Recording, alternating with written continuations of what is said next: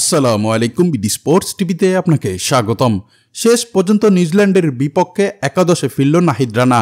বিস্তারিত জানতে ভিডিওটি না টেনে সম্পূর্ণ দেখুন। চ্যাম্পিয়ন্স ট্রফির গ্রুপ পর্বের প্রতিটি দলের হাতে স্রেফ 3টি করে ম্যাচ, এর মধ্যেই নিজেদের পারফরমেন্স পাকা করে করতে হবে সেমিফাইনালের টিকিট। এমন প্রেক্ষাপটে 3 ম্যাচের প্রথমটি জিতলে কিছুটা স্বস্তিতে বাকি 2 ম্যাচ খেলা যায়, কিন্তু বাংলাদেশের ভাগ্যটাও ততটা ভালো নয়। গ্রুপ পর্বে নিজেদের প্রথম ম্যাচে ভারতের কাছে 6 উইকেটে হেরে গেছে লাল সবুজের প্রতিনিধিরা।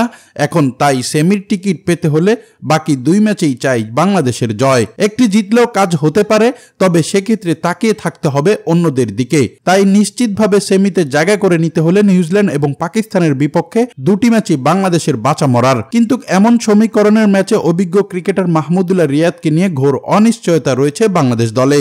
ভারত ম্যাচের আগে অনুশীলনের সময় পায়ের পেশিতে চোট পান মাহমুদুল্লাহ রিয়াদ। দলের ফিজিও রাবিদ ইমাম মাহমুদুল্লাহকে পাওয়ার ব্যাপারে নিউজিল্যান্ডের বিপক্ষে আশাবাদী, কিন্তু তাকে পাওয়া যাবে কিনা তা নির্ভর করছে রাওয়ালপিন্ডিতে নিউজিল্যান্ডের বিপক্ষে শেষ ম্যাচের আগে অনুশীলনে।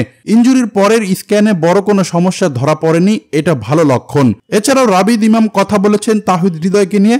ভারতের বিপক্ষে নিজের প্রথম ওয়ানডে সেঞ্চুরি হাঁকানোর পর ক্র্যাম্প হয় তাহিদ হৃদয়ের, তবে এখন পুরোপুরি সুস্থ এই ব্যাটার এবং তাকে নিয়ে কোনো অনিশ্চয়তা নেই। তাছাড়া এদিকে বাংলাদেশ দল দুবাই থেকে শুক্রবার রাতেই পাকিস্তানে পৌঁছেছে।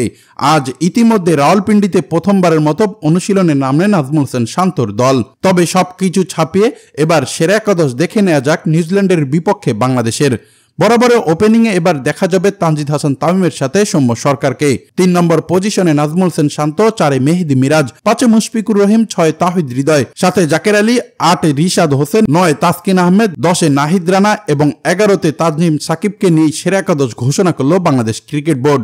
সেক্ষেত্রে মোস্তাফিজ এবং মাহমুদুল্লাহ রিয়াদকে বাদ দিয়েই সেরা একাদশ ঘোষণা করল টাইগাররা।